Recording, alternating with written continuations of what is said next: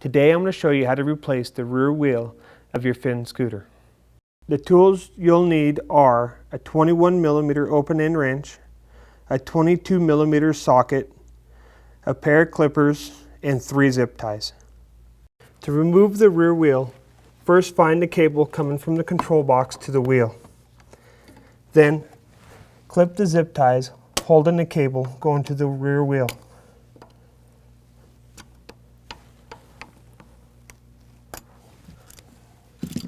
Next, unscrew the plug and pull it apart. Next, loosen the crush nut with a 22mm socket. You're going to do that on both sides. Next, with the 21mm open end, you want to loosen the nut attaching the motor to the housing. Again, you're going to do this on both sides.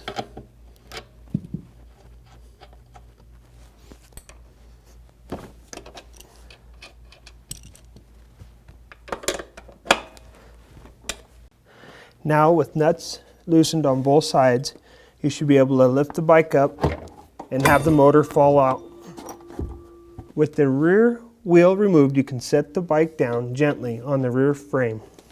Now, when reattaching this rear wheel, make sure that this washer has a groove on the bottom. It's going to stay to the bottom. Also, make sure that the cable is facing forward and your brake disc is on the correct side. This is a flat-sided axle, so make sure that those line up when reattaching it to the frame. Now that we know how to keep this motor aligned, we're going to lift up on the bike and slide it under the back.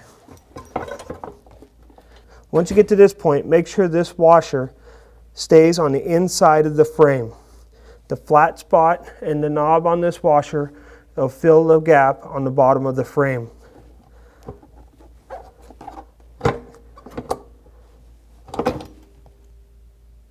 Everything should line back up, including your brake calipers over the brake disc.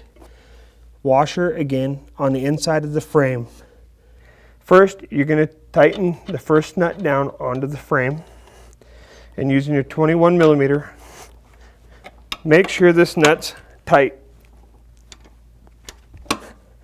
Then tighten the crush nut down on top of that one, and with your 22mm, you're going to tighten that also. Make sure that one's tight. Now that the nuts are tightened on the rear wheel on both sides, you're going to want to reattach the plug. As you can see, you want to make sure the groove lines up with the groove on the other side.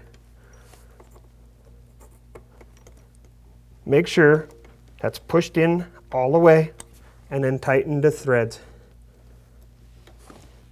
Once that's done, you can put your zip ties back over the cable to hold it into place.